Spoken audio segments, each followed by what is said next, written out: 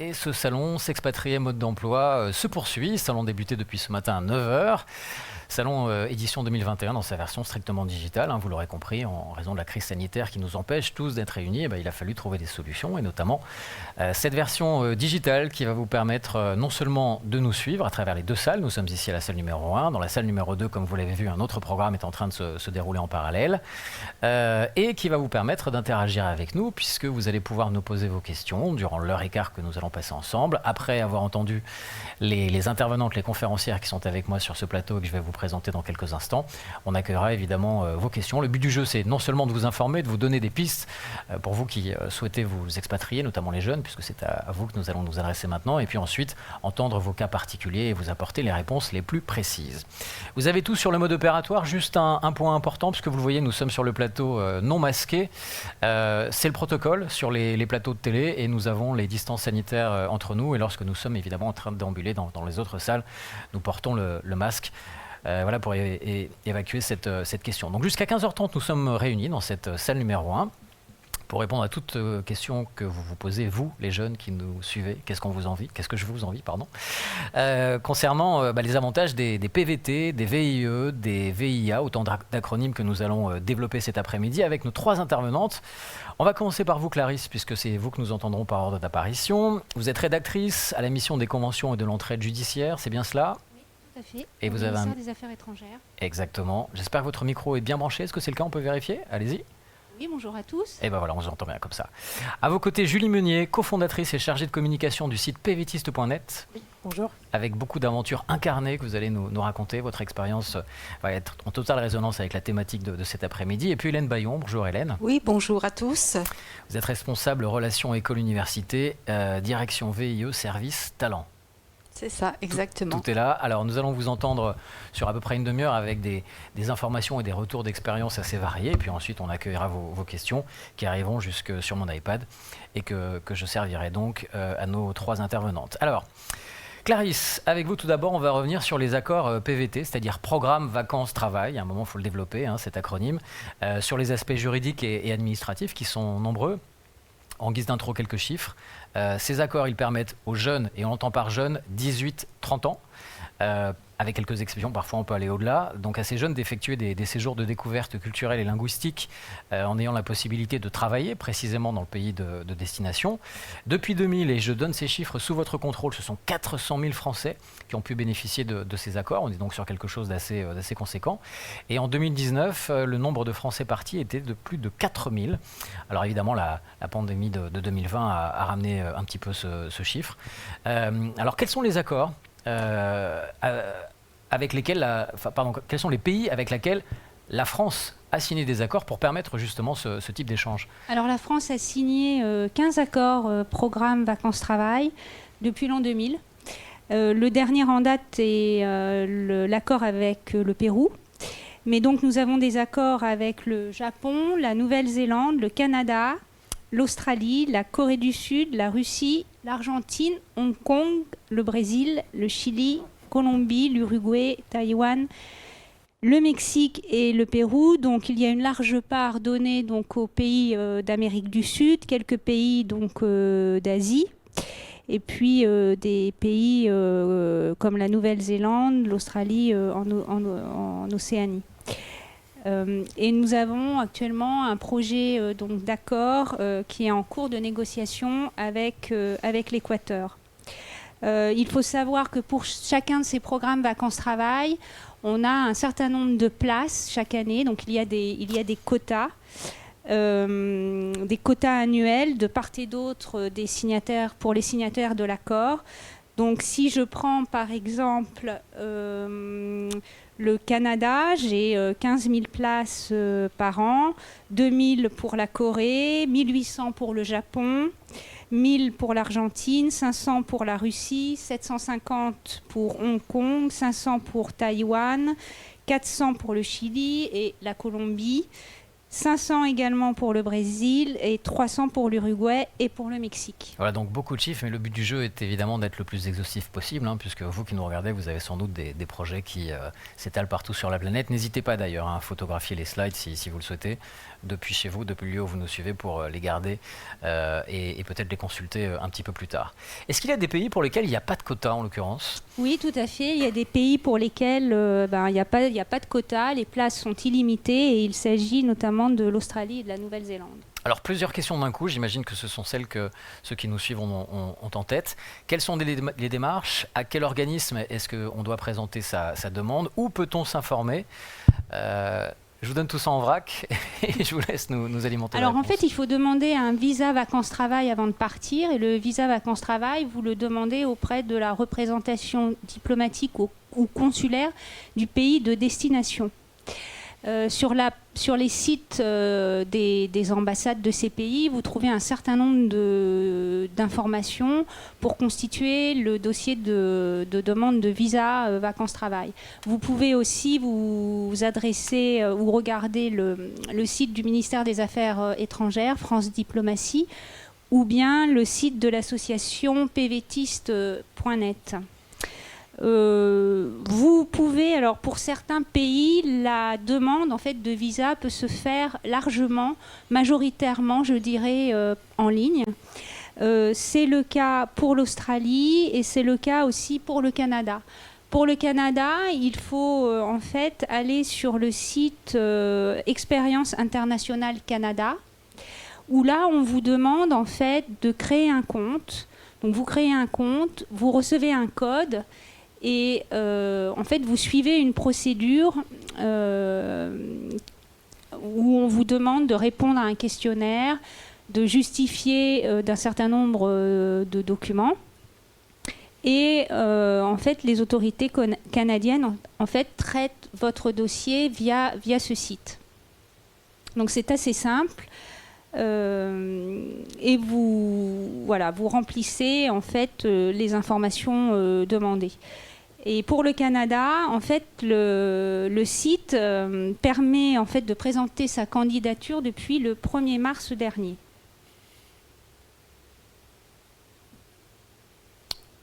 On en a fini avec cette partie-là. Quelques points sur la durée du PVT qui peut être intéressante et sur les conditions surtout. Alors le PVT, le programme vacances-travail, donc permet donc de s'expatrier à la fois pour des raisons culturelles et pour travailler, et c'est un visa d'1 an. La majorité des cas, c'est 1 an maximum. Par contre, il y a 2 exceptions. Les exceptions, c'est pour l'Australie et le Canada. Le Canada, vous pouvez faire 2 ans. Et l'Australie, donc, vous pouvez faire une 2e année à condition d'avoir fait en fait 3 mois de récolte saisonnière dans une des régions d'Australie. Ça, c'était pour les durées. Maintenant, qu'en est-il donc des conditions ? Parce qu'elles sont assez nombreuses. Hein. Oui, les conditions sont assez nombreuses, bien que ce soit assez simple. Alors, il ne faut pas avoir déjà bénéficié en fait d'un programme vacances-travail. N'hésitez pas à slider parce que je crois que vous les avez sur la liste, sur votre slide. Ça va être important pour permettre à ceux qui nous suivent d'avoir la liste exhaustive en l'occurrence. Voilà. Vous devez donc, il y a une condition d'âge entre 18 et 30 ans. Quand on dit 30 ans, c'est jusqu'à la veille du 31e anniversaire. Et pour le Canada et l'Argentine, l'âge est entre 18 et 35 ans. Vous devez évidemment avoir un passeport valide. Vous ne devez pas être accompagné de personnes à charge, sauf pour le Canada. C'est l'exception. Vous devez avoir des ressources financières suffisantes.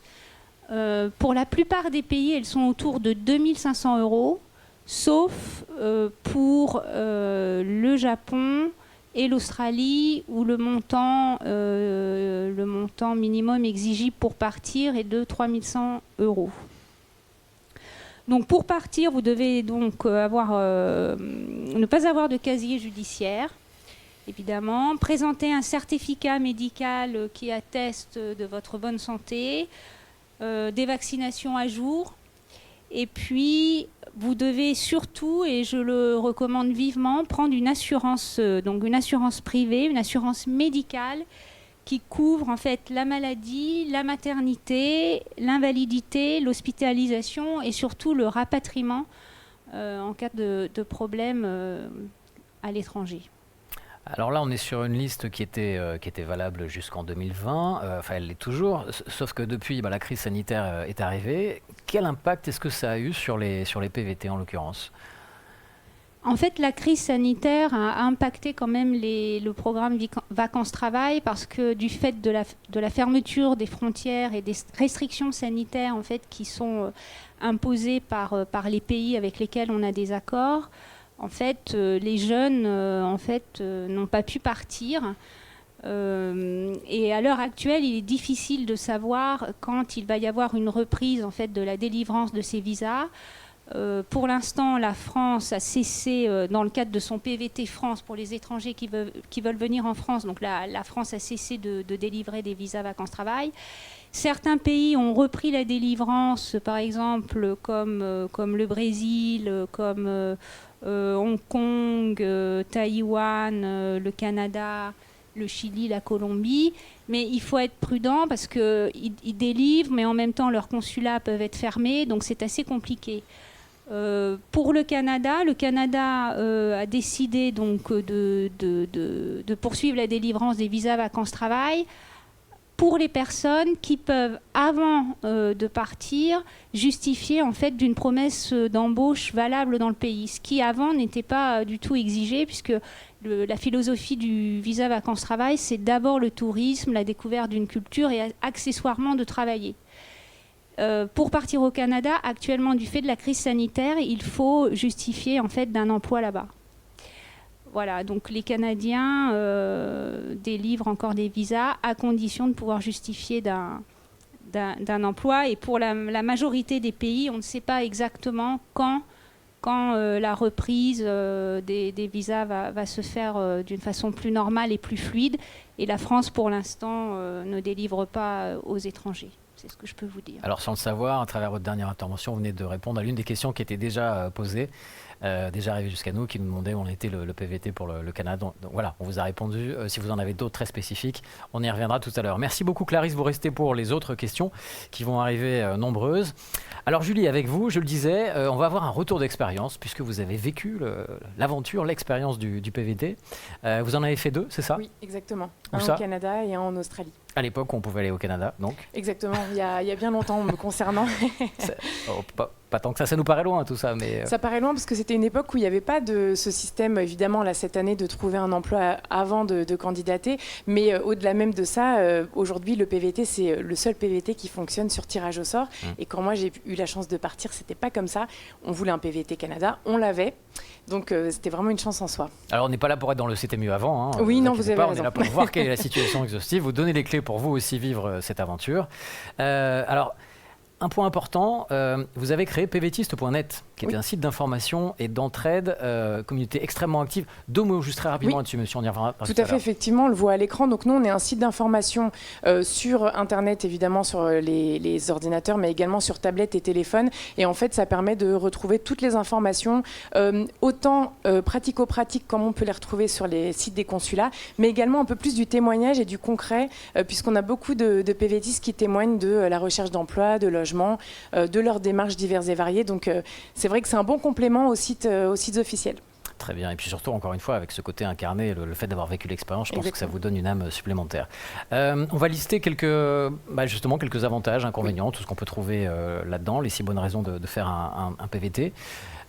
Oui. Tout à fait. Effectivement, c'est important d'expliquer pourquoi ça fonctionne autant le PVT, parce qu'il y a énormément de jeunes qui partent chaque année. Là, tout à l'heure, on l'expliquait, en 2020, il y a eu assez peu de jeunes qui sont partis à cause de la pandémie. Mais normalement, on est à plus de 40 ou 45 000 jeunes français qui partent chaque année. C'est quand même beaucoup. C'est colossal. Ouais. Donc, en fait, pourquoi ça marche autant ? Notamment, je pense que la première raison, c'est que c'est accessible au plus grand nombre de personnes. C'est-à-dire qu'il ne faut pas forcément avoir fait telle ou telle étude ou avoir suivi tel parcours professionnel. On peut même être au chômage quand on postule au PVT. C'est pas du tout un programme élitiste, c'est vraiment pour tout le monde. Donc à partir du moment où on a l'âge requis, bien évidemment, et qu'on respecte les conditions qui ont été listées par Clarisse un peu plus tôt. Également, c'est un programme qui est assez facile d'accès, c'est-à-dire que la demande d'un PVT, ça n'a rien de vraiment compliqué, à part pour le Canada, donc, puisque c'est un fonctionnement au tirage au sort. Donc voilà, c'est assez facile d'accès. Ça laisse une grande liberté de projet. on a autant des PVTistes qui partent avec l'idée de se faire une expérience à l'international pour le valoriser sur leur CV, ça on y reviendra à la fin, qui veulent travailler pendant un PVT, alors que d'autres vont plutôt partir pour découvrir le pays, sa culture, voyager, vivre leur vie en fait. C'était mon point suivant, vivre une année hors du commun, à faire des road trips, des rencontres, faire des expériences en tout genre, sauter à l'élastique, j'en sais rien, des choses comme ça. Et donc du coup, le PVT, ça répond à beaucoup d'envie, quel que soit notre projet. Vraiment, on a plutôt des touristes, des travailleurs et ceux qui alternent vraiment vacances-travail. Bien sûr, c'est l'opportunité de s'immerger dans une langue étrangère. Je pense qu'il n'y a pas de meilleure façon pour apprendre une langue, ou en tout cas pour s'améliorer, de partir dans un pays et de vivre avec les locaux et de voyager dans le pays, de vivre en colocation avec des locaux également. Et d'apprendre la réalité de la langue et non pas... exactement, bien sûr, mais vous avez tout à fait raison. Moi qui étais étudiante en langue étrangère appliquée, je me suis rendu compte en arrivant à Toronto, au Canada, que c'était compliqué. J'ai raté un certain nombre d'entretiens d'embauche au téléphone parce que j'avais pas forcément le vocabulaire du quotidien. Donc effectivement, c'est beaucoup plus concret quand on est sur place. Et puis, dernière chose, bien évidemment, c'est l'occasion de se faire des expériences professionnelles, soit dans son domaine, soit pas. Mais dans tous les cas, ça permet de remplir un petit peu son CV. Je pense notamment aux plus jeunes qui partent vers l'âge de 18-19 ans, comme ça a été mon cas au Canada. C'est l'occasion d'avoir un CV un peu sympa, comme ça, quand on rentre en France avec des expériences bilingues à l'étranger. C'est un point différenciant, comme on le dit aujourd'hui, dans le jargon des DRH, voilà, qui vous mettra en avant. Alors, c'est formidable, tel que vous nous le racontez, on a envie de signer. Maintenant, à quoi faut-il penser avant? Parce que ça se prépare. Hein. Oui. Effectivement, c'est vrai que le PVT, quand les gens entendent programme vacances-travail, parfois ils imaginent qu'on les accompagne. Oui. Ce qui est peut-être le cas avec le VIE, ce serait expliqué tout à l'heure, mais là avec le PVT, c'est pas le cas. On a accès à un visa et on se débrouille. Donc, à nous de penser à un certain nombre de choses, et c'est pour ça aussi que pvtis.net peut être utile, parce qu'on liste toutes les choses à faire avant de partir, de façon gratuite.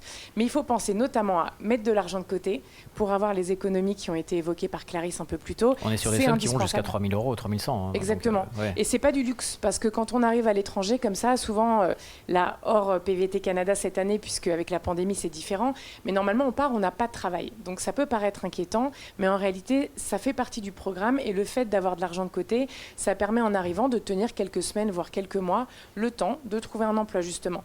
Ensuite, il faut penser à tout ce qui est administratif, le pôle emploi, les impôts, la sécurité sociale, demander un permis de conduire international, faire toutes ces résiliations, ces procurations. Il y a un certain nombre de choses, bien évidemment, auxquelles il faut penser. Il faut également prévoir de faire un petit bilan de santé et de vérifier qu'on a ses vaccins à jour, comme ça a été évoqué tout à l'heure. Souscrire une assurance PVT, ça a été dit aussi, et j'insiste bien là-dessus, c'est très important. Vous ne serez pas couvert pour ce qui peut vous arriver pendant votre PVT si vous n'avez pas d'assurance privée. Donc c'est très important d'en prendre une, en sachant qu'il faut compter environ un peu moins de 400 € l'année. C'est un budget, mais c'est quand même très important. Et si on a un souci de santé à l'étranger, et je pense notamment au Canada, c'est remboursé en 2 minutes, vraiment, vu le coût de la santé dans certains pays du PVT.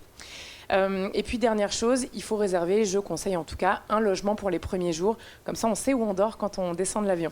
Juste une question technique, on est resté sur la slide de votre site, c'est normal. Oui, j'ai pas fait plus de slides parce que je me suis dit qu'on échangerait tous les deux sur ces points-là. C'est ce qu'on va faire, c'était juste pour être certain qu'on n'oubliait pas de l'avoir passé. Alors quand on arrive sur place, ça y est, on y est, on a signé, c'est accepté. Qu'est-ce qu'on fait? C'est quoi les premières démarches surtout à prévoir? Effectivement, quand on arrive dans les différents du pays du PVT, c'est un peu comme les PVTistes qui viennent en PVT en France, ils doivent demander un numéro de sécurité sociale qui va leur permettre de travailler tout à fait légalement. C'est la même chose à l'étranger, ça porte des noms différents. Le TFN en Australie, le NAS au Canada, il y a vraiment une appellation dans chaque pays. C'est la première démarche à faire. Ensuite, bien sûr, tout ce qui est banque, téléphonie, les démarches qu'on aurait faites si on était arrivé en France également. Rien de bien compliqué. Là aussi, on vous guide sur PVTIS s'il y a des questions là-dessus. On peut envisager de prendre des cours de langue si on le souhaite. C'est tout à fait autorisé dans le cadre d'un PVT et ça peut permettre d'un petit peu de se dérouiller dans la langue du pays en arrivant et de faire aussi des premières rencontres avec les étudiants qui sont en cours avec nous. C'est recommandé également de s'inscrire sur le registre des Français établis hors de France pour garder un contact avec le gouvernement français. Par exemple, si on perd son passeport ou si à un moment donné il se passe quelque chose dans le pays, pour être prévenu et recevoir des consignes de la part des autorités françaises. C'est auprès du consulat qu'on fait ça, c'est ça? Exactement. Maintenant, ça se fait en ligne Ouais. directement, mais il faut attendre d'être dans le pays pour avoir une preuve de logement à l'étranger pour s'inscrire sur ce registre-là. Donc voilà, ça c'est assez important. Et puis ensuite, ça va dépendre du PVT qu'on veut vivre. Si c'est plutôt un PVT sédentaire, au moins au début, on va se lancer dans une recherche de logement et d'emploi. Et puis si on est plutôt sur un PVT nomade, on va peut-être acheter un véhicule et partir sur la route. Ça fait rêver. Alors, le T, c'est le T de travail. Oui. Donc, quels sont les types d'emplois que l'on peut pratiquer dans le cadre de ce PVT? Est-ce que tout est ouvert ou... Oui, alors c'est assez ouvert. Il y a beaucoup de PVTistes qui font des petits boulots parce que c'est vrai qu'on est là pour 1 an, voire 2 ans. Donc il y a quand même beaucoup de boulot dans la cueillette de fruits et légumes, dans la vente, la restauration, ce genre de choses. Mais c'est possible aussi, parfois, de travailler dans son domaine si on est dans un domaine, bien sûr, qui recrute à l'étranger. Et si on parle suffisamment bien la langue du pays, si c'est un domaine qui nécessite qu'on parle bien la langue, bien évidemment. Donc tout ce qui est métier de bouche, tout ce qui est métier lié au bien-être, à la beauté, au luxe, etc. Ça, c'est des choses qui marchent toujours plutôt bien. Et c'est une liste absolument pas exhaustive. Il y a beaucoup de domaines qui recrutent à l'étranger et qui permettent aux PVTistes d'acquérir une expérience dans leur domaine à l'étranger. Ensuite, il y a des réglementations qui peuvent exister dans le cadre du PVT, et ça dépend des accords passés par la France avec les différents pays. Si je dois donner quelques exemples, à Hong Kong et en Australie, on peut travailler 6 mois maximum pour le même employeur. Après 6 mois, on doit en changer. En Australie, il y a pas mal d'exceptions à cette règle qui font que de plus en plus de gens peuvent envisager de travailler plus longtemps que 6 mois pour un même employeur. Et en Corée du Sud, on peut faire que 25 heures de travail par semaine. Après, on fait autre chose, du bénévolat, du voyage, mais on doit s'arrêter à 25 heures. En Nouvelle-Zélande, on ne peut pas accepter de boulot permanent, c'est-à-dire un peu l'équivalent d'un CDI ici. À Taïwan, on ne doit pas faire de stage dans le cadre de son PVT. Et l'autre exception que je voulais donner, c'était le type de métier. Au Japon, on ne peut pas travailler dans le domaine du jeu et tout ce qui est lié à l'alcool, donc les bars, les boîtes de nuit, les casinos, c'est interdit. Et en Corée, c'est tous les métiers qui appartiennent à un ordre, le journalisme, le droit, l'architecture et également l'enseignement, malheureusement. Pour ceux qui voulaient être profs de français ou d'anglais, c'est pas possible en Corée. Donc voilà pour les interdictions. Et dernière chose, toujours vérifier quand on est dans un domaine technique si notre profession est réglementée dans le pays dans lequel on veut partir. Par exemple, si on est architecte, dans le droit, dans beaucoup de domaines de la construction comme l'électricité par exemple, ou si on est ingénieur, il se peut qu'on ait besoin de passer des sortes d'équivalences en arrivant en PVT pour avoir le droit de travailler dans son domaine. Donc on entend quand même pas mal de travail de recherche et d'observation en fonction des destinations à faire avant en guise de préparation. Pour ceux qui veulent travailler dans leur domaine, je pense que c'est indispensable de regarder si leur domaine recrute et s'il y a des démarches à faire pour travailler dans leur domaine. Pour ceux qui veulent faire un peu de tout, comme c'était mon cas, on peut partir comme ça, avec des économies, et on verra bien sur place ce qu'on trouve comme boulot. Ça s'appelle l'aventure et c'est pas mal aussi. Exactement.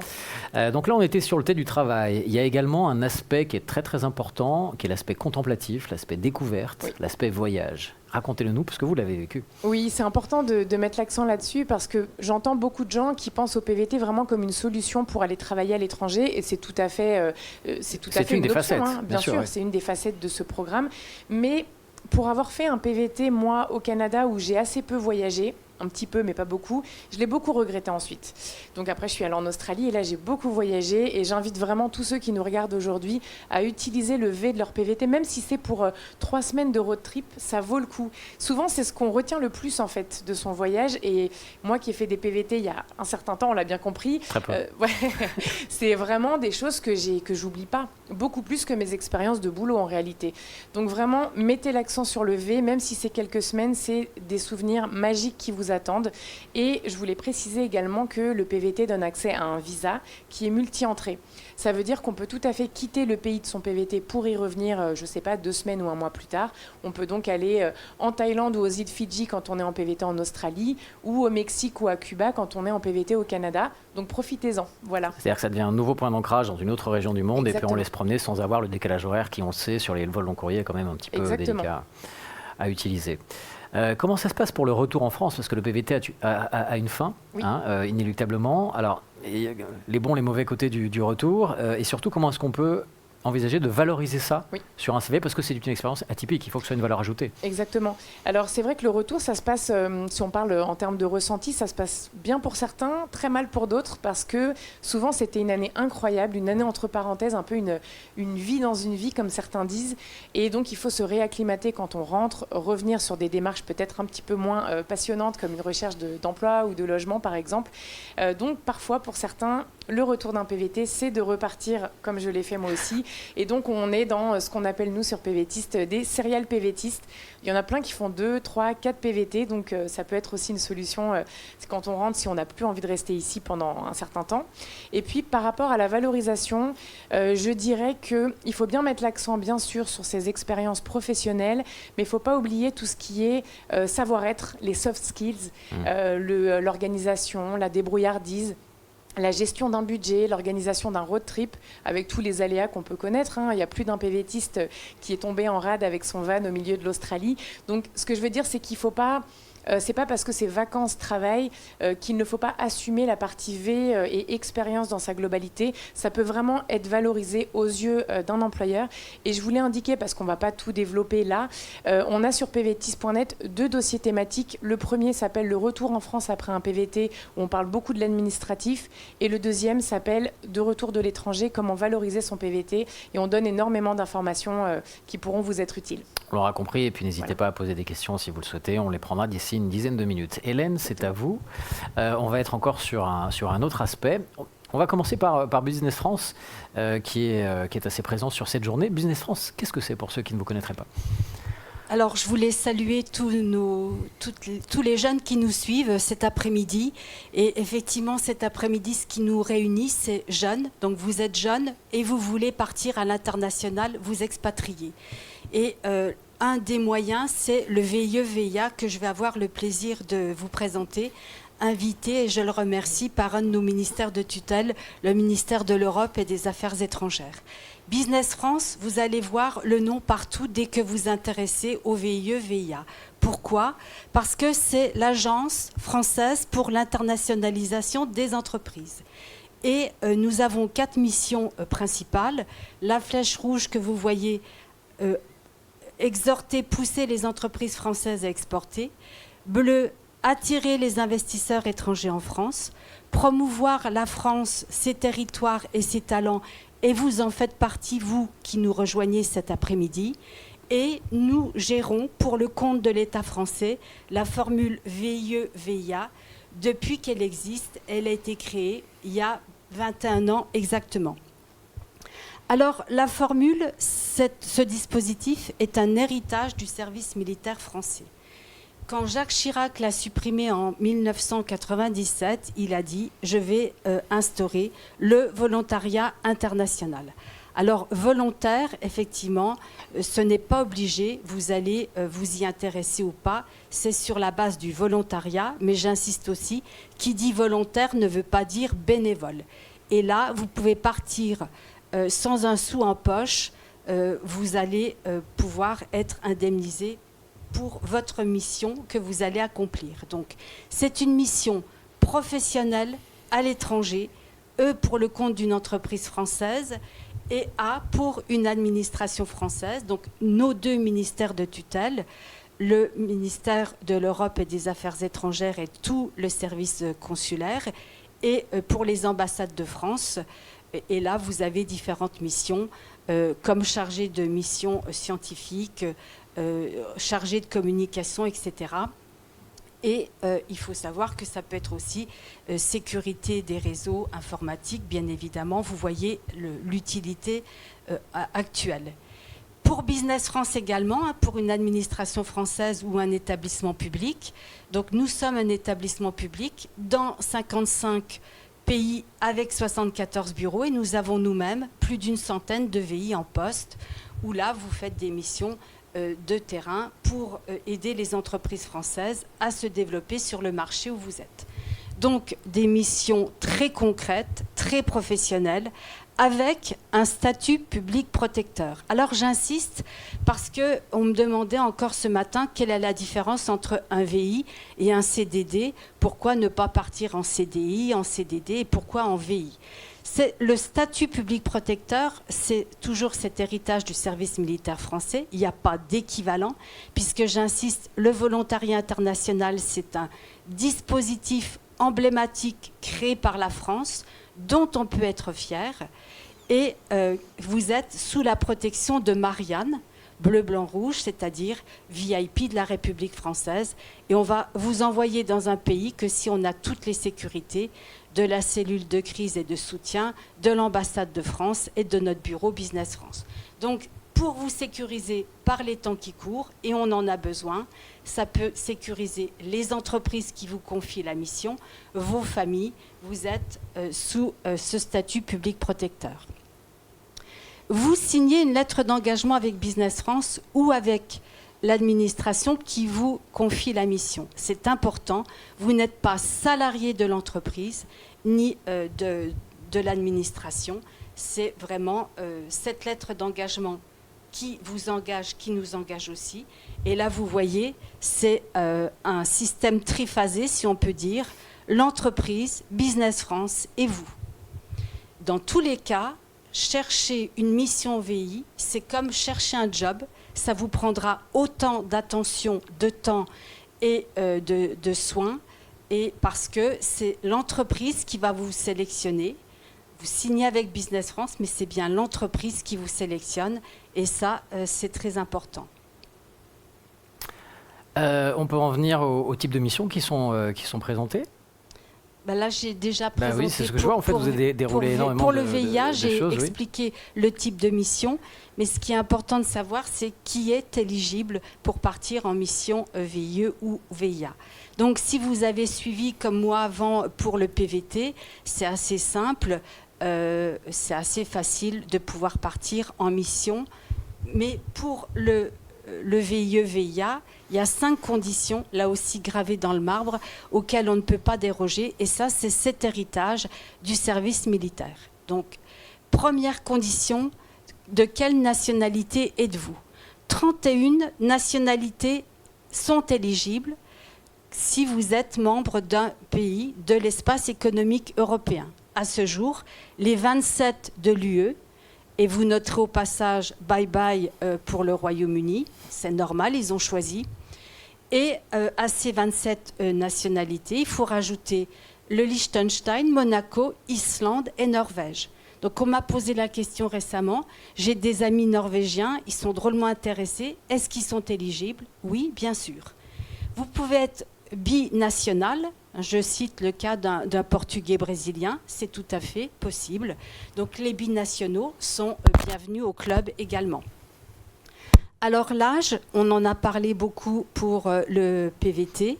L'âge pour le VIE, c'est vous devez partir la veille de vos 29 ans. Donc on enrôle, et je dis exprès enrôler, vous voyez le petit clin d'œil, tous les premiers du mois, des jeunes sont affectés sur leur lieu de mission. Demain, 1er avril, il y en a à peu près 400 qui vont rejoindre leur mission. Par les temps qui courent, on est content de pouvoir en envoyer entre 400 et 500 tous les mois. Celui qui aurait 29 ans le 2 avril serait encore éligible. C'est ce que veut dire la veille des 29 ans. Un casier judiciaire vierge, j'insiste, ce n'est pas vous qui irez le prouver, c'est nous qui allons vérifier avant de vous envoyer en mission. Et puis, être en règle avec les obligations du service national du pays. Pour un Français qui aurait moins de 25 ans, il faut vous munir du numéro d'identifiant Défense nationale, numéro à 10 chiffres. Je le dis pour que vous l'ayez sous la main et que vous ne perdiez pas de temps à le chercher avant de vous inscrire sur notre site.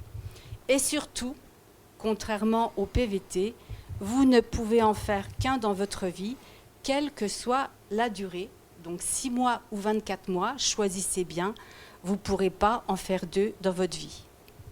Il y a différents types de VIE, il faudrait qu'on les évoque. Pour les grands groupes, pour les PME, pour les startups, on n'est pas sur les mêmes types de missions à chaque fois. Oui, exactement. Alors, beaucoup, quels sont les types de missions, pour quel type d'entreprise et surtout quel métier? Alors, je voudrais insister sur un point important. C'est que ce dispositif n'est pas un dispositif élitiste. Parce que même si vous n'avez pas de diplôme, vous pouvez partir en mission VIE dans la mesure où vous trouvez une société qui vous confie une mission. Très concrètement, actuellement sur notre site, on a une entreprise qui a implanté une usine de fromage en Espagne et qui recherche un fromager en Espagne. Ça peut être un chaudronnier, un chocolatier, peu importe. Évidemment, vous vous dites, il faut un bac plus 5.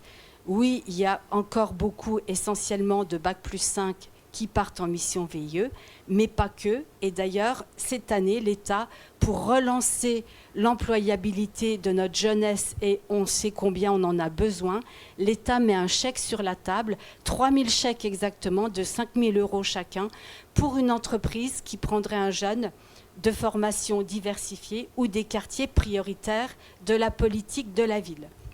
Donc, tout métier est possible, et pour la condition, c'est que ça soit une entreprise française ou de droit moral français. Et j'insiste aussi parce qu'on me pose souvent la question, les associations peuvent être éligibles et vous envoyer en mission VIE. Évidemment, il faut que cette société veuille se développer à l'international, soit qu'elle est déjà bien implantée et qu'elle veut se relancer, ou même si elle veut démarrer un marché, tout est possible. Et comme vous le disiez, ce n'est pas dans ces conditions-là exclu uniquement pour les grandes entreprises. Une start-up peut être éligible, peut être agréée pour prendre un VIE, la TPE, l'entreprise de taille intermédiaire et bien évidemment les grands groupes. Et inutile de vous dire que c'est une formule gagnant-gagnant pour vous et pour les entreprises, et pratiquement tous les grands groupes français connaissent et utilisent cette formule. J'insiste aussi pour dire que ça peut être une filiale française d'une entreprise étrangère. Quand tout à l'heure je parlais des grands investisseurs étrangers en France, 1, les États-Unis, 2, l'Allemagne, 3, le Royaume-Uni, 4, l'Italie et 5, les Pays-Bas, vous voyez qu'une entreprise américaine implantée en France, on peut citer Coca-Cola, ou une entreprise allemande, on peut citer Siemens, sont éligibles et prennent d'ailleurs des VIE. Donc tout ça pour vous dire qu'aujourd'hui, on a un potentiel de 4000 entreprises qui sont agréées par Business France pour vous prendre en mission VIE. Et si l'entreprise est intéressée, que vous arrivez à la convaincre qu'elle n'est pas agréée, ça va très vite. Business France peut l'agréer en 3 semaines. Donc, quelle entreprise, quel type de mission, tous les métiers, hein, j'insiste bien, et tout secteur. Donc, vous avez un champ de possibilités. À vous aussi d'être acteur de votre départ, de votre mission. Là, en rouge, vous voyez le site incontournable qui s'appelle Mon Volontariat International, qui s'appelait jusqu'en décembre dernier CiviWeb. Peut-être que certains parmi vous sont déjà inscrits et connaissaient CiviWeb. Aujourd'hui, c'est Mon Volontariat International et c'est le site incontournable pour partir. En sommes-nous arrivés à la dernière slide? Et oui. Avant d'accueillir vos questions. Alors aujourd'hui, je viens de vous dire un champ de possibilités. Ce champ, c'est le monde, c'est ce qui nous réunit, c'est votre terrain de jeu. Même si la pandémie nous fait croire que c'est fermé, il faut regarder l'avenir. Comme vous disiez, on ne va surtout pas dire c'était mieux avant. L'avenir, il est vous, il est pour vous, il est à vous, parce que vous êtes la jeunesse et qu'on a besoin de vous. Aujourd'hui, sachez qu'on a un petit peu moins de 8000 jeunes en mission VIE dans près de 100 pays. Alors certes, il y a des pays qui sont fermés, États-Unis, Australie, Nouvelle-Zélande, mais on a toujours notre vieille Europe. Et de toute façon, même avant la pandémie, plus d'un jeune sur 2 qui partait en mission VIE partait en Europe. Pourquoi ? Parce que ça revient, vous comprenez que c'est pour développer l'internationalisation des entreprises. Et donc, historiquement, la France échange avec ses grands voisins, partenaires européens. Donc, l'Europe, En tout cas, l'UE à 27, oui, toujours et encore, sauf le Royaume-Uni pour l'instant, puisqu'il faut qu'on renégocie avec nos voisins, nos meilleurs alliés voisins britanniques, le type de visa pour vous envoyer au Royaume-Uni. Donc, dans le top 10 aujourd'hui, vous retrouvez la Belgique, l'Allemagne. Alors, l'Allemagne, hein, j'insiste sur ce grand pays industriel de notre vieille Europe, qui est resté industriel, qui investit, comme je dis, massivement en France et qui est le principal partenaire commercial. Donc, vous allez me poser des questions de langue. Est-ce qu'on doit bien maîtriser la langue d'un pays quand on veut partir en mission VIE ? Tout dépend de la mission, tout dépend du pays et tout dépend de l'entreprise et de ses exigences. Et en Allemagne, évidemment, c'est devenu la langue rare de parler allemand aujourd'hui. Donc, si vous voulez être dans l'élite, ça peut être votre diplôme, mais ça peut être aussi vos langues, et notamment des langues de l'UE.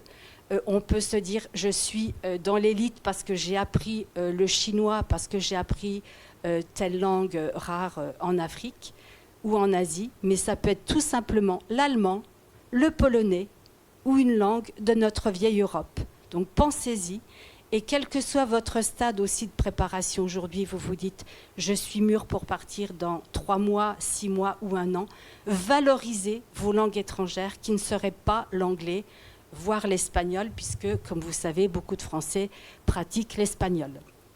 Alors l'Espagne, justement, est la péninsule ibérique et est au rendez-vous. On envoie beaucoup de jeunes et en Espagne et au Portugal.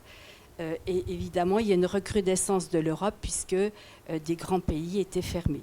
Le Canada, c'est la bonne nouvelle. On a 450 places pour le Canada et ça va redémarrer progressivement là, cette année. Je sais que vous piaffez là pour partir au Canada et je vous comprends. Et on a beaucoup de questions dessus d'ailleurs. Hein. On va y revenir. Voilà.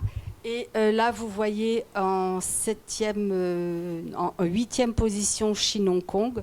Hong Kong possible, Chine non, très compliqué, on ne fait pas de dessin. L'Italie, 3e partenaire commercial de la France et comme j'ai cité tout à l'heure, 4e investisseur en France. Et puis la Suisse. Alors avant la Suisse, en top 10, on avait Singapour, Émirats Arabes Unis, on a eu le Japon qui est bien placé aussi, mais actuellement, voilà la situation. Donc, certes, des pays sont fermés, mais plus de 80 pays possibles. Il faut que je cite certains pays en Asie comme le Vietnam, la Thaïlande, Taïwan et puis bien sûr l'Afrique, ce vaste continent où tout est à faire, où on peut affecter d'ores et déjà beaucoup de jeunes, notamment en Afrique subsaharienne. Donc restez à l'écoute, regardez sur notre site Mon Volontariat International puisqu'il y a plus de 1700 offres à pourvoir dans les 3 mois qui viennent. Ceux qui recherchent une mission VIA, toutes les offres sont sur notre site. Mais si vous recherchez une mission VIE, soyez ingénieux, ayez de l'audace, cherchez sur notre site, mais aussi par vous-même sur les réseaux sociaux, sur les sites carrières des entreprises, etc., etc. Quant au secteur qui recrute, j'ai bien insisté, tout secteur peut vous prendre. Il y a rien n'est interdit. Rien n'est interdit. Et on va retrouver, alors c'est très diversifié, il y a beaucoup de pourcentages, mais on retrouve les trépieds de toute entreprise, à savoir la finance, tout ce qui est ingénieur technique et tout ce qui est business, développement commercial. Mais sachez aussi que toute grande entreprise a besoin de tous les métiers.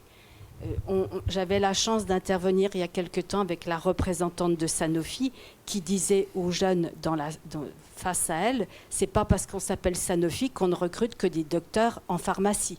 On a besoin de tout pour faire tourner la boîte. Donc, quelle que soit la spécificité de l'entreprise, elle a besoin de tous les métiers, de tous les savoir-faire et de toutes vos bonnes idées, de vos initiatives, de vos talents.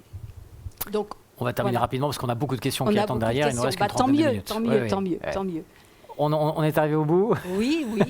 Je laisse reprendre votre souffle. Oui.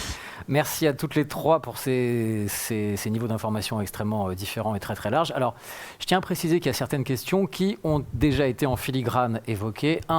Peut-être que vous ne nous avez pas suivis depuis le début, donc on va avoir la politesse de vous répondre. 2, si vous nous reposez les questions, c'est que ce sont des points saillants et on va les redévelopper à nouveau, donc ne soyez pas surprises. Question pour Clarisse ou Julie tout d'abord. Où en est le fameux PVT pour le Canada, déjà évoqué, mais qui apparemment fait partie des destinations phares? Est-il possible de présenter une demande? Est-ce qu'il y a des conditions spécifiques? Oui, à l'heure actuelle, il faut pouvoir justifier d'un emploi dès qu'on arrive sur place. C'est-à-dire il faut une promesse d'embauche valide pour pouvoir partir. Parce qu'en fait, les Canadiens, avec la crise sanitaire, autorisent les déplacements pour motif essentiel. Et ils considèrent que le travail, l'emploi est un motif essentiel et donc c'est une dérogation. Ça faisait partie des questions suivantes, justement. Oui. Donc, voilà. non, mais c'est très bien d'arriver sur ce point, oui. Donc, le déplacement pour une raison professionnelle est un motif qui permet, au-delà des restrictions Covid, d'aller tout de même... Tout à fait, pour le Canada, uniquement pour le Canada. Bien évidemment. Exactement, oui. Si je peux compléter, certaines personnes nous demandent si elles peuvent se porter candidates même si elles n'ont pas encore d'offre d'emploi. En fait, elles peuvent tout à fait s'inscrire dans ce qu'on appelle un bassin de candidats, mais elles n'auront pas de place tant qu'elles n'auront pas la promesse d'embauche évoquée par Clarisse. Donc, on peut ou pas s'inscrire dans le bassin de candidats, mais en tout cas, on ne pourra pas aller plus loin si on ne trouve pas d'emploi. Donc, c'est vraiment sur ça qu'il faut mettre tous ces efforts aujourd'hui. Question déjà évoquée, pareil, mais on va y revenir. Faut-il avoir des diplômes spécifiques pour participer au PVT? Question de Arnaud. Merci Arnaud. Non, pas de diplôme spécifique. En fait, une fois que vous arrivez sur place, vous cherchez le travail qui correspond à votre formation ou pas. Ça dépend de ce que vous voulez faire. Il n'y a pas de conditions, il n'y a pas de niveau académique à avoir. Noté. J'ai demandé à la modération, une fois que les questions ont été posées, s'il vous plaît, de les enlever de mon iPad pour que je puisse les voir. Je vous laisse gérer ça au mieux. Merci beaucoup. Alors, est-ce que le PVT est un motif impérieux? Oui, on l'a vu, mais uniquement pour le Canada. Donc, on va enlever cette question, s'il vous plaît, la modération aussi. Alors, effectivement, ce qu'on peut préciser, c'est qu'effectivement, aujourd'hui, on peut partir en PVT dans certains pays qui sont encore ouverts, comme Hong Kong ou le Chili. Mais c'est vrai que la France, depuis fin janvier, impose de ne quitter l'Union européenne que si on a un motif impérieux. Donc ça sous-entend que si j'obtiens un PVT Hong Kong mais que je n'ai pas trouvé d'emploi, je ne peux pas monter dans l'avion. On rentre pas dans la case, c'est vrai. Voilà, donc en fait Hong Kong m'autorise à venir mais la France m'empêche de partir. Donc c'était sans doute pour ça que la question a été conservée. C'est important de le rappeler, il faut surveiller l'évolution de cette restriction imposée par la France. Une question de Arnaud pour vous, Julie. Étudiant aux États-Unis, puis-je faire les demandes de PVT depuis ce pays ou faut-il résider en France pour faire la démarche? Alors, et on peut même élargir cette question. Enfin, quel que soit le pays où on est à l'étranger, est-ce qu'on peut faire une demande de PVT sans être sur le sol français? Et ça dépend de la destination. Si c'est pour le Canada, l'Australie, la Nouvelle-Zélande, Hong Kong également qui se fait à distance, il n'y a pas de souci. Normalement, la Colombie autorise à ce qu'on fasse une demande de PVT dans un consulat colombien, même si ce n'est pas celui de la France. Ça, c'est un retour qu'on a eu, qui nous a surpris, mais c'est plutôt une bonne nouvelle. Par contre, pour tout ce qui est Argentine, Corée, Japon et tout plein d'autres pays, il faut impérativement être en France. Une question que je trouve... comment dire original. Oui, non, très intéressant parce qu'effectivement, je n'aurais pas pensé. Enfin, ubuesque, voilà, c'était le terme lié à la situation qu'on vit actuellement. J'ai eu 30 ans en 2020, ok. Pendant l'épidémie de Covid, les frontières sont donc fermées. Est-ce que l'âge minimum va être revu? Puisque ceux qui arrivaient à la limite d'âge n'ont pas pu profiter du PVT, est-ce que, comme pour certaines professions, on va faire genre une année blanche et dire bah oui, on prolonge d'1 an parce que vous ne pouviez pas? En fait, ça va faire l'objet de négociations avec les pays pour chacun de nos accords. On s'est déjà, le ministère des Affaires étrangères s'est déjà rapproché en fait via nos ambassades des autorités locales des différents pays de destination pour voir comment on pouvait rattraper ou compenser la perte d'une chance pendant la crise sanitaire pour ces jeunes PVTistes qui n'ont pas pu partir et qui ont été confrontés à une sorte de force majeure à cause de l'épidémie. Et à l'heure actuelle, il faut attendre en fait un retour à la normale pour que en fait chaque pays en fait nous dise exactement quelles mesures compensatrices il pense donner, et nous par réciprocité, nous on verra aussi, la France verra qu'est-ce qu'elle permet aux PVTistes du pays en question. Donc tout est en suspens pour l'instant. Et rien n'est décidé, et c'est au moment où la situation redeviendra normale qu'on pourra en fait comptabiliser de part et d'autre pour un accord pour un pays en particulier, et on va faire des négociations cas par cas, pays par pays, pour voir ce qui pourra être envisagé.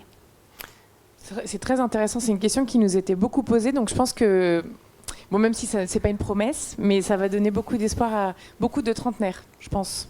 Et je tiens à préciser, alors aucun jugement de valeur de ma part sur les questions, hein. C'est pas la question qui me semblait ubuesque, mais c'est la situation dans laquelle on est tous actuellement qui effectivement nous amène à des choses qu'on n'aurait pas imaginées, pas prévues.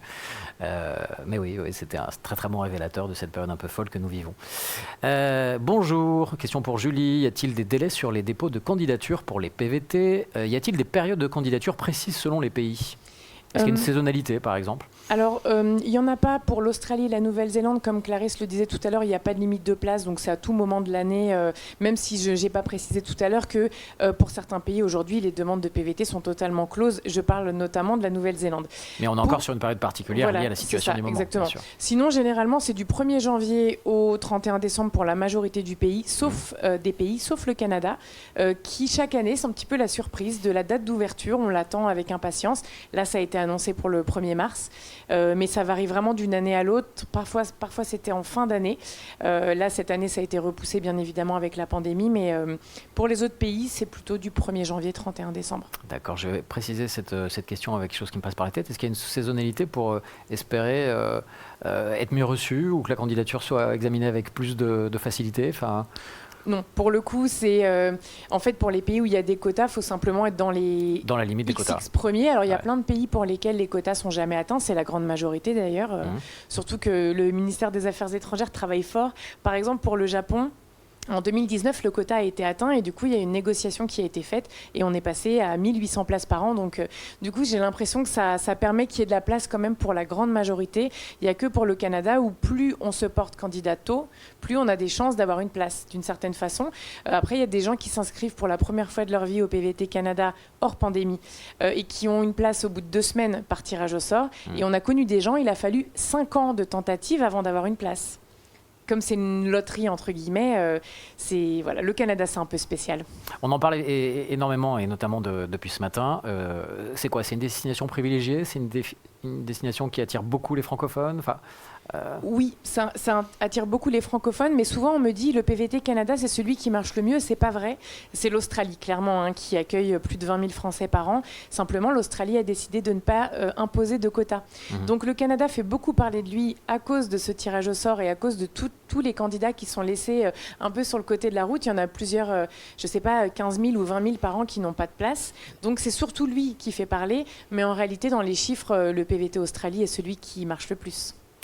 Question pour vous, Hélène. Peut-on postuler cette fois-ci pour un VIE depuis l'étranger quand on vit hors de France? Ce qui rejoint la question qu'on posait tout à l'heure sur les PVT. Oui, bien sûr. Du moment que vous êtes inscrit sur notre site et que vous voyez une offre qui vous correspond, vous pouvez tout à fait postuler là où que vous soyez. Il suffit d'être inscrit sur le site Mon Volontariat International. C'est l'intérêt avec Internet, c'est que du coup les frontières tombent et qu'on peut faire ça d'où nous le voulons. Clarisse, une question pour vous. Pouvez-vous ouvrir le PVT à d'autres pays à l'avenir? Alors, c'est peut-être pas vous individuellement. Est-ce que vous avez... Non, c'est pas moi. Vous avez le bras très très long, vous avez... Absolument non pas. Oui, il y a des... Comme je le disais tout à l'heure, là, on est sur une négociation avec l'Équateur qui est bien avancée. Donc ça ne devrait pas tarder. Il faut savoir aussi qu'une fois que le PVT, l'accord PVT est signé, en fait, chaque pays doit faire un certain nombre de procédures et ça prend un petit peu de temps avant que ça entre en vigueur. Mais effectivement, l'Équateur et d'autres projets. mais je ne peux pas vous dire. D'accord, affaire à suivre donc. Affaire à suivre. Toujours question pour vous, est-ce que la Covid-19 a fait diminuer le nombre de PVTistes? Des pays ont-ils du coup réduit les quotas annuels? Non, je pense qu'on ne parle pas des pays qui ont fermé momentanément, mais vraiment des quotas. Enfin, c'est ce que j'entends dans la question. Les quotas, en fait, sont négociés. Donc, en fait, l'accord est signé. Et après, les quotas et le montant des ressources donc, que j'évoquais tout à l'heure, en fait, sont négociés. Donc, on fixe un quota et un montant de ressources minimum. Et ces quotas, en général, sont stables, ainsi que les ressources. Mais pour chacun des accords, on tient chaque année, ou à peu près, enfin régulièrement, ça dépend là aussi des accords, des comités de suivi de l'accord, où on évoque en fait les difficultés des PVTistes. Et on revoit en fait le montant des ressources, est-ce que c'est suffisant ou pas, et on décide par exemple d'augmenter le montant minimum des ressources exigibles, et on peut revoir les quotas. Et c'est ce qui s'est passé donc, pour le Japon en 2019. Depuis un certain nombre d'années, le quota pour l'accord Japon était de 1500, et on a décidé de l'augmenter de 300. Et on est passé à 1800, et donc là on va rester sur un quota de 1800, voilà, peut-être 2-3 ans, peut-être plus, et si on voit qu'il y a une nécessité, à ce moment-là le quota sera revu à la hausse, mais il n'est jamais revu à la baisse.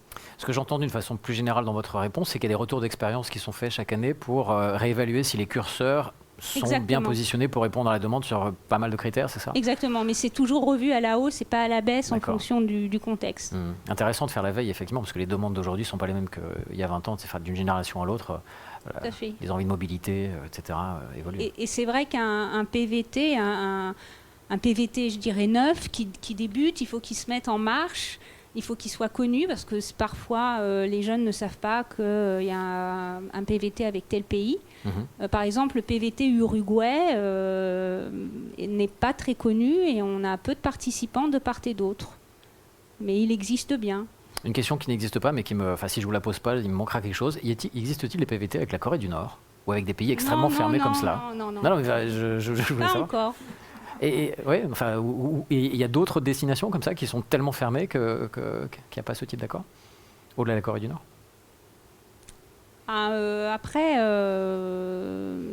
ça dépend du contexte, ça dépend des relations diplomatiques aussi qu'on a avec le pays, et des opportunités aussi pour les jeunes de travailler, parce que si le marché local du travail est fermé ou difficile d'accès, c'est sûr qu'un PVT ne sera pas très utile. J'entends bien. Revenons à beaucoup de questions pour vous, Hélène, qui sont arrivées après, puisque vous avez été la dernière à intervenir.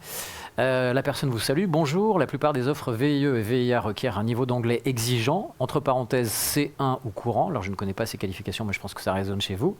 Existe-t-il des offres avec un niveau moindre, entre parenthèses B1 par exemple? Oui, c'est une question très importante, et merci de l'avoir posée, parce que c'est quand même crucial. Mon niveau d'anglais sera-t-il le facteur limitant pour avoir la mission de mes rêves? Ça, c'est une vraie question. C'est pour ça que je vous ai dit, si vous partez dans 1 mois, 2 mois, 3 mois, vraiment faites tout pour avoir le niveau d'anglais le plus important possible.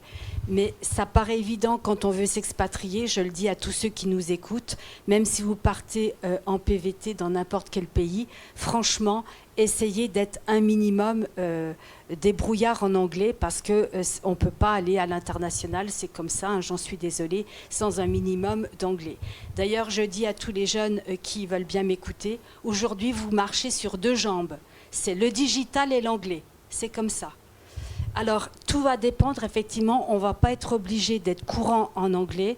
Ça va dépendre, comme je disais dans ma présentation, du type de mission, du pays et de l'entreprise. Ce matin, j'avais la chance d'échanger avec une jeune qui vient d'être affectée en Suède.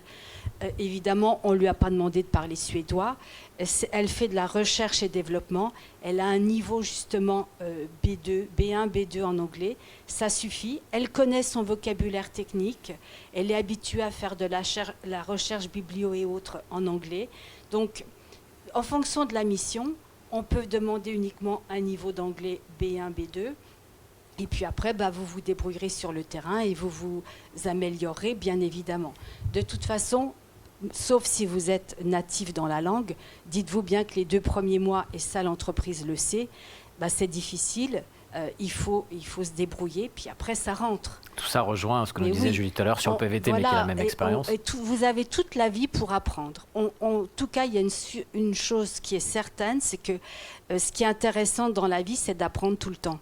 Et donc, vous partez à l'international parce que vous avez ce goût d'apprendre, de découvrir des cultures, des jeunes, des entreprises, des différentes façons de penser. Donc, vous êtes ouvert et vous êtes prêt à apprendre une langue étrangère. Encore des questions pour vous. Comment présenter un VIE à une entreprise étrangère qui ne connaîtrait pas ce système? Est-ce qu'un sponsorship est envisageable?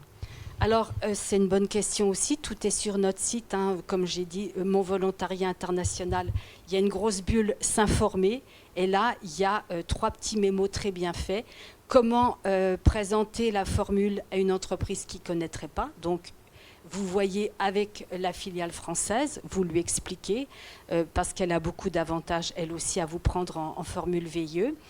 Et puis, comment justement présenter le chèque relance que j'ai cité et comment faire une candidature spontanée. Donc ça, c'est vraiment des bons conseils, des tips pour savoir comment présenter la formule VIE à une entreprise.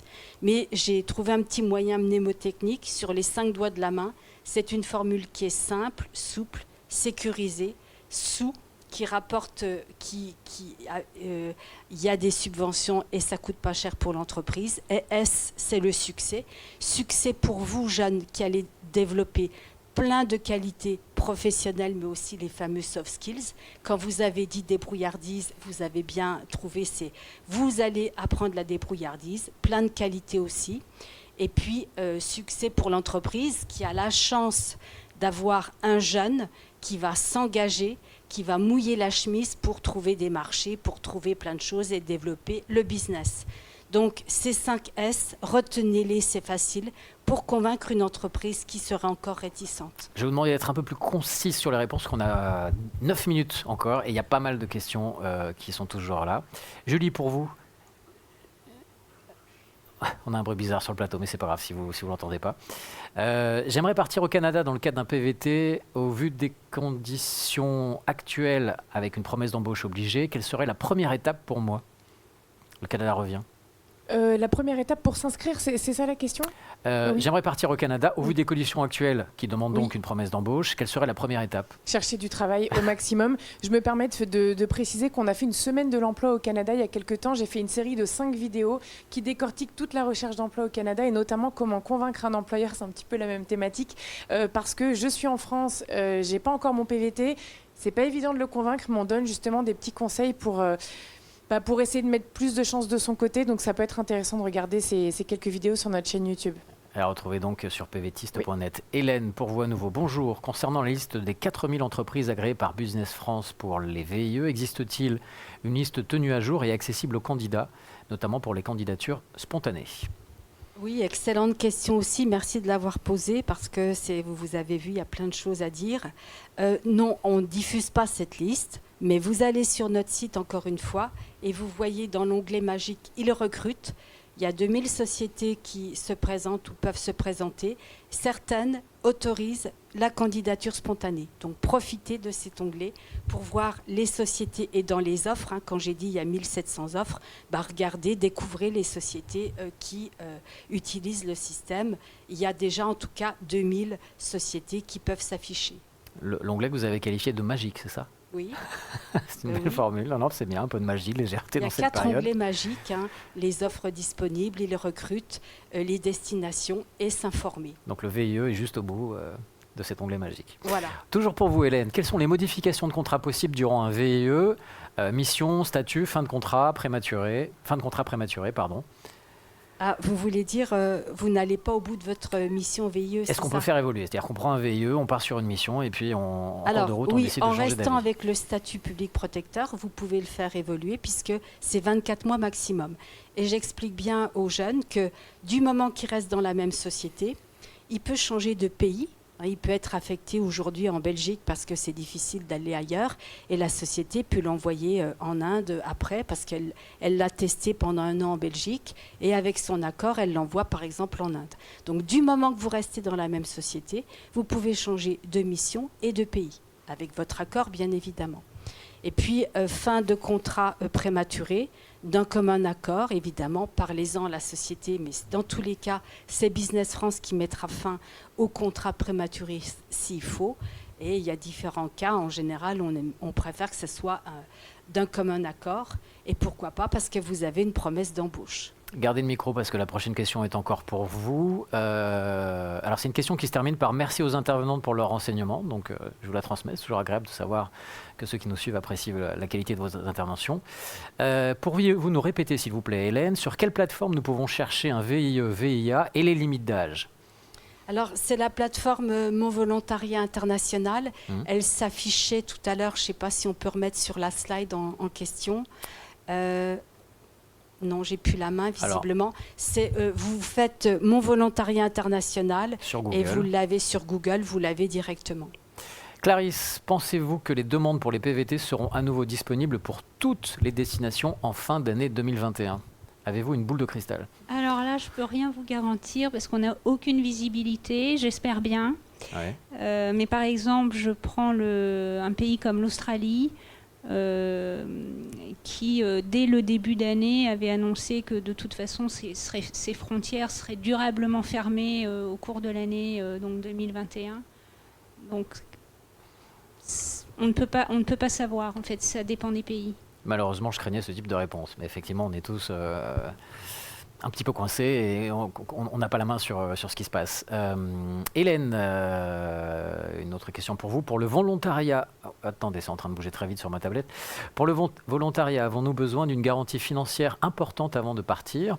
Sommes-nous pris en charge complètement? En vous remerciant par avance de votre réponse.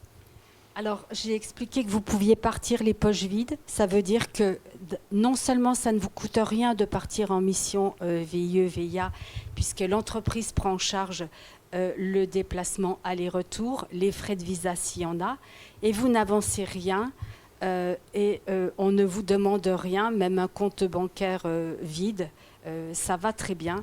Donc, ça ne coûte rien, ça rapporte gros. Les soft skills, mais aussi tout ce qui est monnaie sonnante et trébuchante.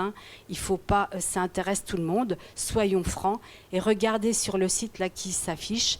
Vous voyez le montant des indemnités qui vont de 1 400 € à 5 000 € net par mois non imposables, plus la couverture sociale de qualité pour vous et vos ayants droit. Donc vous pouvez partir avec armes, bagages et charges familiales. Et avec 30 jours de congés payés par année faite. Voilà. Il nous reste 3 minutes exactement et j'ai 3 questions. On va essayer de répondre à tout le monde pour tenir le choc et par politesse terminer dans les temps pour la prochaine conférence. Julie, concernant les PVT, conseilleriez-vous d'envisager un départ en 2021 dans un des pays éligibles d'Amérique latine? C'est une bonne question. C'est vrai qu'il y a des pays comme le Brésil et le Mexique où la situation n'est pas terrible. D'un point de vue sanitaire, d'un point de vue sanitaire, catastrophique en ce moment. Oui, exactement. Donc peut-être se tourner vers un pays comme la Colombie ou le Chili qui s'en sortent quand même un peu mieux. Ou alors éventuellement, si vraiment vous tenez à partir dans l'un des pays les plus touchés en Amérique latine, peut-être choisir une province, un État, notamment mexicain, plus reculé, plus calme. Alors en faisant bien attention aux zones à éviter au Mexique, puisqu'il y a certains endroits pas très recommandés niveau sécurité. Où il y a des enlèvements, des choses comme ça. Voilà. Oui. Mais peut-être aller dans des endroits où la crise sanitaire est moins forte, peut-être. À vous d'en décider.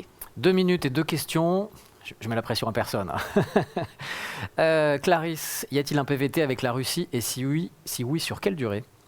1 an. Et effectivement, il y a un PVT avec la Russie. D'accord, je ne sais pas si votre micro était bien branché au début, donc oui, vous avez répondu 1 an et il y a un PVT avec la Russie. Oui, tout à fait. Petite précision, c'est le PVT un peu bizarre. Je le précise, je pense que la personne a demandé ça pour ça, c'est qu'il dure 4 mois et on peut rester 8 mois de plus si on trouve un emploi seulement. C'était donc très très bien de le préciser. Et Julie, la dernière question sera donc pour vous, il faut que je la retrouve. Est-ce que l'obtention d'une promesse d'embauche nous garantit un PVT au Canada? On y revient.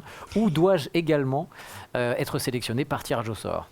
Alors effectivement, cette année, c'est un peu hybride. On reste sur du tirage au sort, mais on peut imaginer que si dans les prochaines semaines, il n'y a pas énormément de candidats qui ont trouvé un emploi, certainement que tous ceux qui ont trouvé un emploi auront une place. C'est un peu dur de savoir aujourd'hui combien de personnes ont un emploi et attendent.